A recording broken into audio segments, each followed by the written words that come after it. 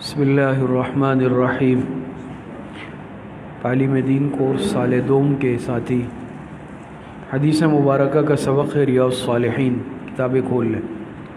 یہاں سے انشاءاللہ آج سبق پڑھیں گے باب النہی عن نقل الحدیث وکلام الناس الی ولاة الامور اذا لم تدع الیہ حاجتا کخوف مفسدۃ ونحوها۔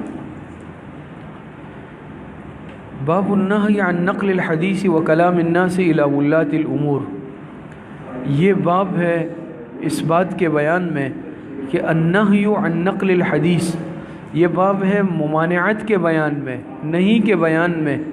کس کام کے؟ عن نقل الحدیث، کسی کی بات نقل کرنا، وکلام الناس یا مخلوق کی باتوں کو نقل کرنا، لوگوں کی باتوں کو نقل کرنا، پہنچانا۔ کن تک پہنچانا؟ الی ولاة الامور، حکام تک، بڑوں تک، حکام تک کیا کرنا؟ لوگوں کی باتوں کو پہنچانا، اس کی ممانعت کے بیان میں۔ اذا لم تدع الیہ حاجت، جب کہ اس کی کوئی ضرورت بھی نہ ہو، جب کہ اس کی کوئی ضرورت نہ ہو۔ ضرورت سے کیا مطلب ہے؟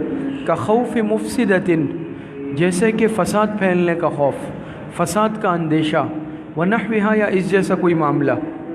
اگر فساد کا اندیشہ ہے، وہ بات ایسی ہے کہ جو اہم ہے، کسی کی جان کو خطرہ ہو، مال کو خطرہ ہو، عزت کو خطرہ ہو، ادارے کو خطرہ ہو، ملک کی سلامتی کو خطرہ ہو، فساد کا خطرہ ہو، تو پھر تو بات ضروری ہے نا پہنچانا۔ لیکن ایسا مسئلہ نہیں ہے، کوئی پریشانی نہیں، چھوٹی چھوٹی باتیں ہیں، عام معمول کی کوئی چھوٹی چھوٹی بات ہے۔ بات سمجھ میں آ رہی ہے؟ چھوٹی بات ہے، ایسی بات ہے کہ جس کی وجہ سے کوئی انتشار، فساد یا نقصان کا خطرہ نہیں ہے، لیکن ایسی بات بھی جا کے پہنچا دینا، یہ منع ہے۔ یہ کیا ہے؟ یہ منع ہے۔ بات چھوٹی چھوٹی باتیں ہوتی ہیں نا، اب ہر بات تو ضروری نہیں ہے کہ انسان کیا کرے گا، انسان پہنچائے گا۔ بات سمجھ میں آ رہی ہے نہیں آ رہی ہے؟ ہر بات تو انسان نہیں پہنچائے گا۔ اب یہ بات سمجھ میں آ گئی ہے نہیں آ گئی ہے؟ تو اس چیز کو ناپسند کیا گیا ہے۔ قال اللہ تعالی، اللہ رب العزت کا ارشاد ہے۔ میں نے پہلے بھی عرض کیا، امام نووی رحمۃ اللہ علیہ کا معمول ہے، ترتیب ہے کہ حدیث باب قائم فرماتے ہیں، پھر حدیث مبارکہ شروع کرنے سے پہلے قرآن کریم کی آیت لاتے ہیں اگر مناسبت سے ہو تو۔ قال اللہ تعالی، اللہ رب العزت کا ارشاد ہے، وَلَا تَعَاوَنُوا عَلَى الْإِثْمِ وَالْعُدْوَانِ، تم تعاون مت کرو گناہ اور زیادتی کے کاموں میں۔ کسی کے ساتھ تعاون مت کرو گناہ کے، اسم کہتے گناہ، عدوان کہتے زیادتی، ظلم و زیادتی۔ گناہ اور زیادتی کے کاموں میں تعاون مت کرو، یہ تعاون علی الاسم کہلاتا ہے۔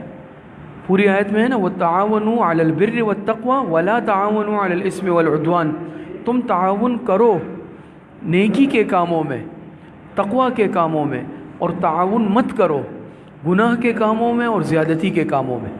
بات سمجھ میں آ رہی ہے؟ کیونکہ جس طرح وہ گناہ کا کام کرنے والا گناہ گار، اس میں تعاون کرنے والا بھی گناہ گار ہے اسی طرح کا۔ وفی الباب الاحادیث السابقۃ فی الباب قبلہ، فرماتے ہیں کہ اس باب میں جو سابقہ احادیث گزری ہے اس سے پہلے والے باب میں، وہ بھی اس سے مناسبت رکھتی ہے، چغلی سے متعلق، کیونکہ جو بات پہنچانا ہے نا، یہ تقریباً وہی چیز ہے، یہ بھی چغل خوری ہے نا، وہ احادیث بھی اس باب سے مناسبت رکھتی ہے۔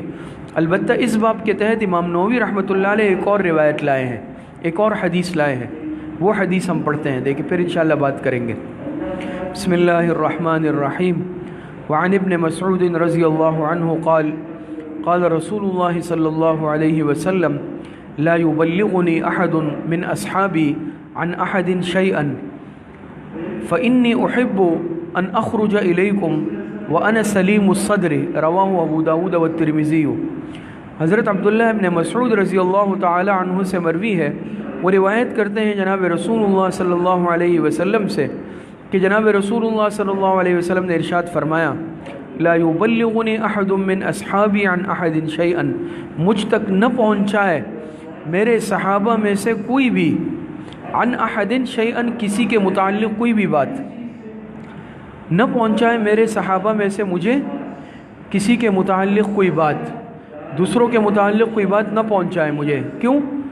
فإنی احب، کیونکہ میں اس بات کو پسند کرتا ہوں کہ ان اخرج الیکم، کہ میں تم لوگوں کے پاس آؤں، میں تم لوگوں سے ملوں، اس حال میں کہ وَأَنَا سَلِيمُ الصَّدْرِ، میرا سینہ، میرا قلب تمہارے لیے صاف ہو۔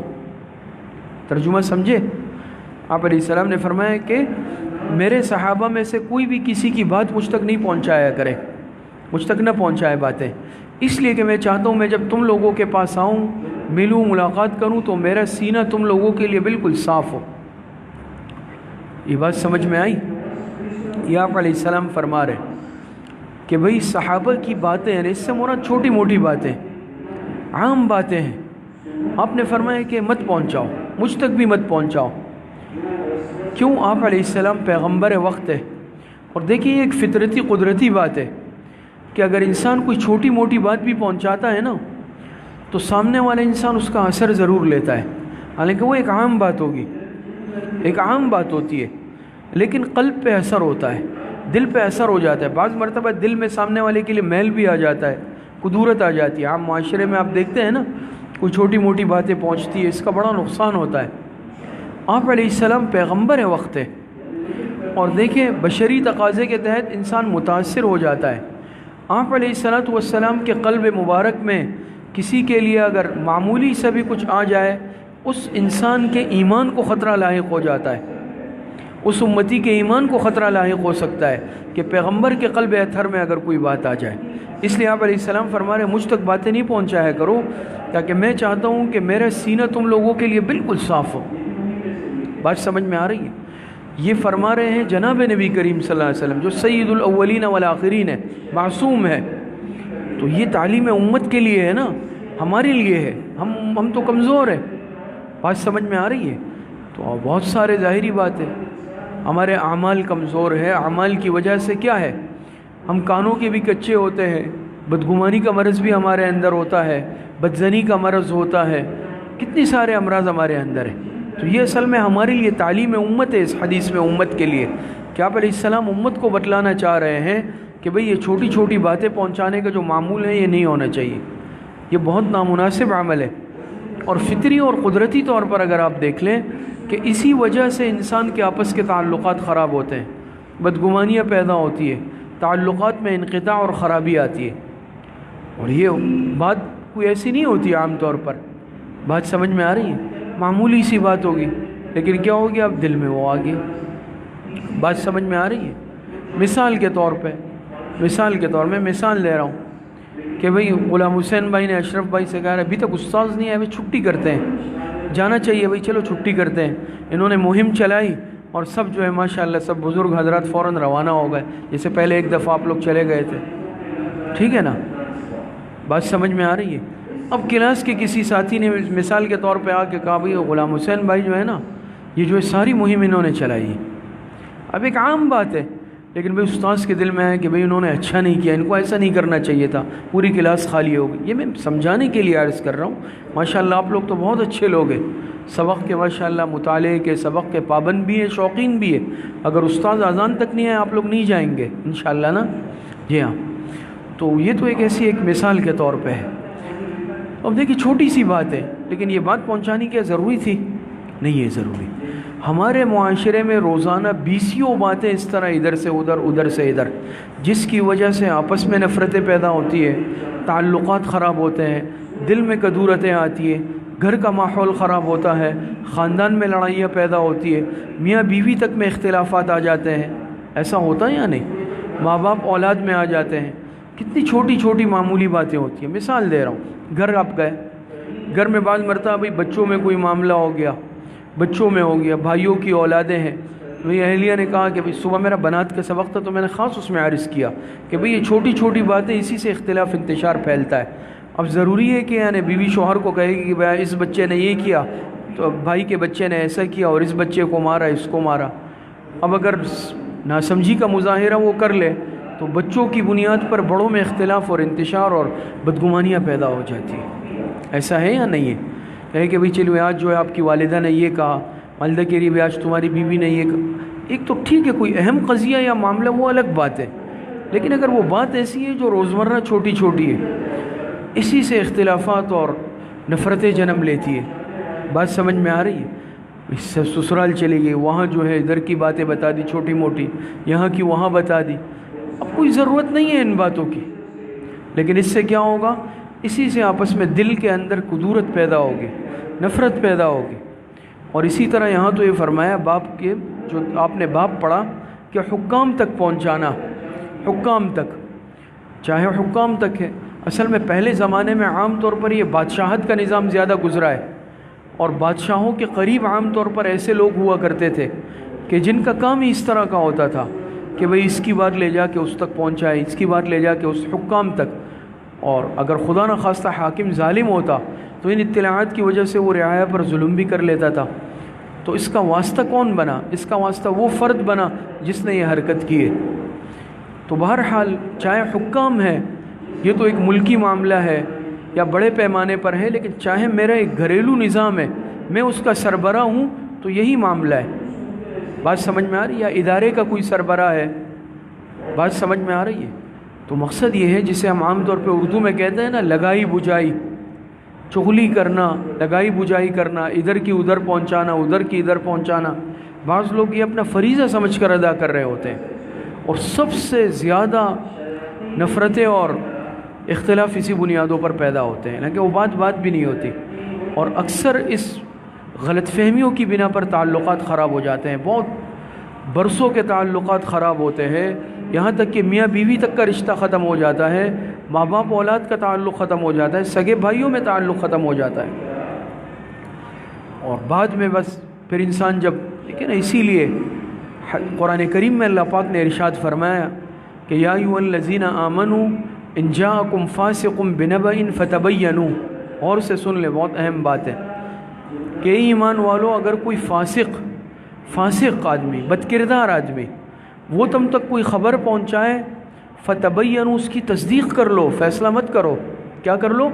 تصدیق کر لو۔ تو چغل خور بھی تو فاسق ہے نا، چغل خوری کیا فسق کا کام نہیں ہے، گناہ کا کام نہیں ہے؟ تو وہ فسق کے زمرے میں نہیں آئے گا، چغل خور بھی فاسق ہے، اس کا کام ہی بات پہنچانا ہے، بھئی یہ ہے، آپ کو پتہ ہے اس نے یہ کہا، آپ کو پتہ ہے اس نے یہ کہا۔ اب میں اگر خدا نخواستہ کانوں کا کچا ہوا تو میں فوراً فیصلہ کروں گا، بھئی آج کے بعد سے اس سے تعلق ختم ہے۔ ہو سکتا ہے وہ بات اس نے نہیں کی ہو سکتا ہے اس آدمی نے غلط طرز میں پہنچائی ہو سکتا ہے اس نے توڑ مروڑ کر اس بات کو پہنچایا ہو سکتا ہے کہنے والے کا مطلب کچھ اور، ایسا ہوتا ہے یا نہیں ہوتا؟ لیکن بیچ والا جب یہ کام کر رہے ہیں تو آپ سمجھ لینا کہ وہ صحیح نہیں ہے، اور وہ یقیناً فاسد نیت سے اس بات کو پہنچا رہا ہے، اس کے ارادے اور نیت ہی صحیح نہیں ہے۔ لیکن مجھے بھی چاہیے، یا جس تک بات پہنچائی جا رہی ہے، کہ انسان سنجیدگی کا اور تحمل کا مظاہرہ کرے اس معاملے میں، فوراً فیصلہ کبھی نہیں کرے۔ ٹھیک ہے، اس کو کہے ٹھیک ہے ہم خود دیکھ لیں گے انشاءاللہ۔ اول تو اس کی حوصلہ شکنی کرے کہ ٹھیک ہے ہم خود دیکھ لیں گے، آپ چھوڑیں، آپ کا کام نہیں ہے۔ پھر انسان اپنے خود سے جا کے خود پوچھ لے کہ بھئی اس طرح کی بات ہے کہ آپ نے واقعی ایسا کہا ہے؟ وہ کہہ دے گا کہا ہے، پھر آپ کو اختیار ہے، آپ جو فیصلہ کریں۔ وہ کہے گا بھئی نہیں ہے، وہ حقیقت بیان کر دے گا، مسئلہ حل ہو جائے گا۔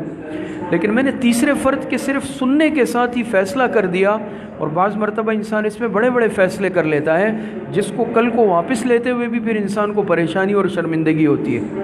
ایسا ہوتا ہے یا نہیں؟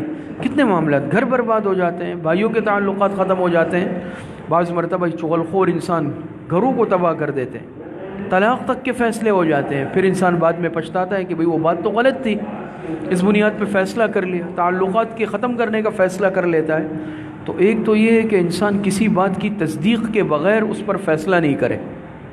بات سمجھ میں آ رہی ہے؟ قرآن میں اللہ پاک نے کیوں فرمایا فتبینوا، تحقیق کر لو، تصدیق کر لو، اچھی طرح تحقیق کر لو۔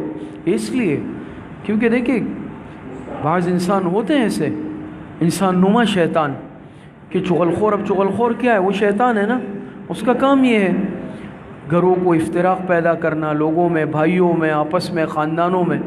بعض لوگ سے نہیں برداشت ہوتا، اتحاد، اتفاق، تعلق، خوشحالی نہیں برداشت ہوتی، لیکن بہرحال سامنے والے کو چاہیے کہ اچھی طرح تحقیق کرنے کے بعد فیصلہ کر لے۔ کانوں کا کچا ہونا یہ بہت بڑی آفت ہے۔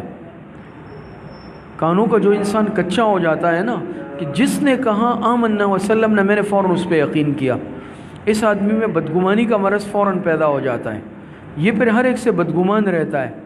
بدگمانی کی وجہ سے اس کے دل میں کدورت پیدا ہوتی ہے، اس کدورت کے نتیجے میں دل میں بغض اور نفرت پیدا ہوتی ہے، اور جو تعلقات کے ختم ہونے کا باعث بنتی ہے۔ نتیجہ نکل گیا آسان. بات سمجھ میں آ رہی ہے؟ تو اس کا ایک بنیادی سبب دیکھیں، سامنے والے کو تو یہ ہے کہ بھئی آپ یہ کام کرو ہی نہیں چغل خوری کا. آپ علیہ السلام نے حدیث میں کیا فرمایا؟ لا يدخل الجنت نمام. یاد ہے نا؟ پچھلا سبق ہم سنیں گے بھی، لا يدخل الجنت، ہم سنیں گے کہ بھئی اس کا مطلب کیا ہے کہ نمام کیوں نہیں جائے گا. تو انشاءاللہ سب سنائیں گے نا سبق کہ لا يدخل الجنت نمام. جب نمام چغل خور جنت میں جائے گا نہیں. بھئی کیسے نہیں ہے؟ مسلمان نہیں ہے؟ کیا جواب ہے آپ بتائیے؟ جنت میں نہیں جائے گا؟ کیا یہ کفر، اس نے کفر کا ارتکاب کر لیا؟ جی کوئی بھی بتا دے. جی آپ بتائیں.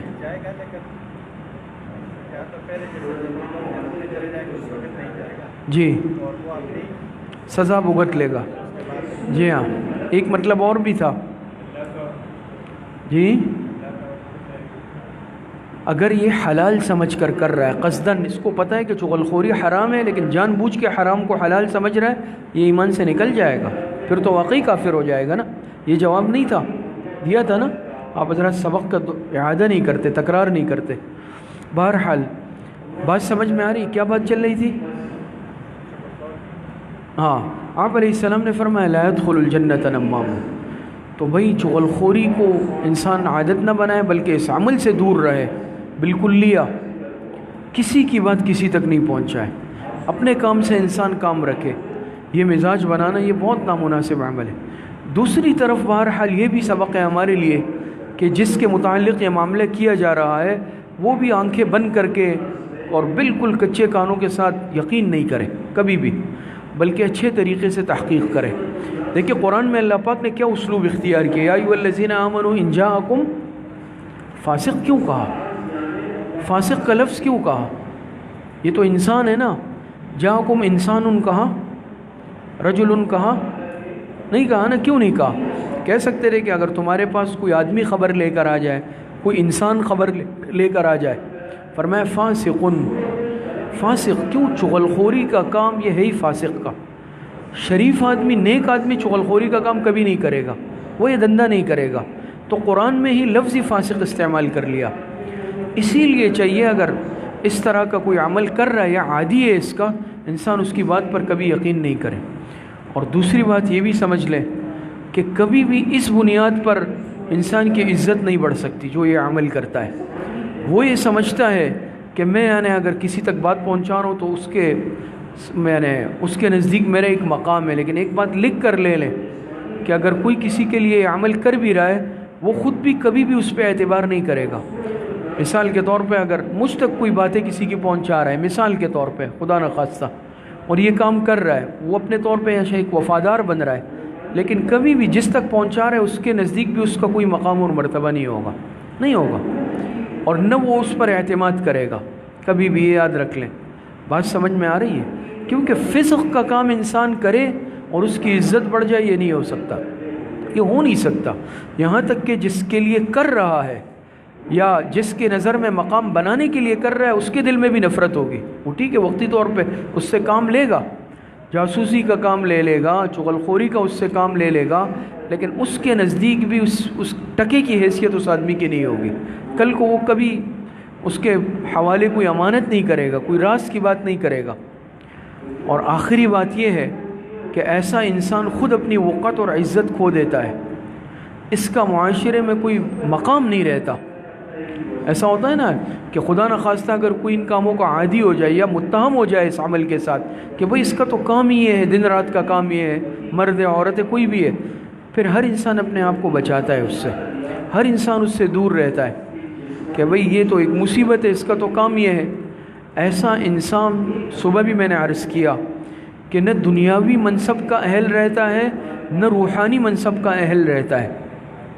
یہ اس قابل نہیں ہوتا کہ اس کو کسی دنیاوی منصب پر بٹھایا جائے، دنیاوی منصب اس کو دیا جائے، نہ یہ اس قابل ہوتا ہے کہ کوئی روحانی منصب اور مقام اس کو دیا جائے. دنیاوی مناصب بھی ہوتا ہے نا کہ بھئی کس کو کوئی بڑا بنا دیا جائے. کہتے ہیں نا کہ بھئی یہ صدر ہے، وزیر اعظم ہے، ہم کہتے ہیں بھئی یہ چیئرمین ہے، یہ جو ہے اس علاقے کا بڑا ہے یا کچھ بھی ہے. لیکن اس مزاج کا انسان وہ اس قابل نہیں رہتا، اس میں سنجیدگی نہیں ہوتی، اس کے مزاج میں ایک جماؤ نہیں ہوتا، کچے مزاج کا ہوتا ہے. تو وہ دنیاوی منصب کا بھی اہل نہیں رہتا، چاہے کوئی ادارہ ہے اس کا بڑا ہو، عہدہ ہو، منصب ہو، وہ اس قابل نہیں ہوتا، نہ روحانی مناصب کے قابل ہوتا ہے۔ جی خارج نہیں ہوتا، اسلام میں رہتا ہے۔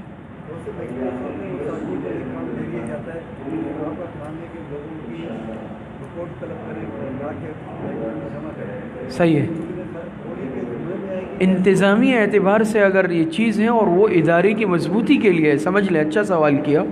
بعض مرتبہ اداروں میں بھی یہ ہوتا ہے کہ بھئی آپ جائزہ لیں۔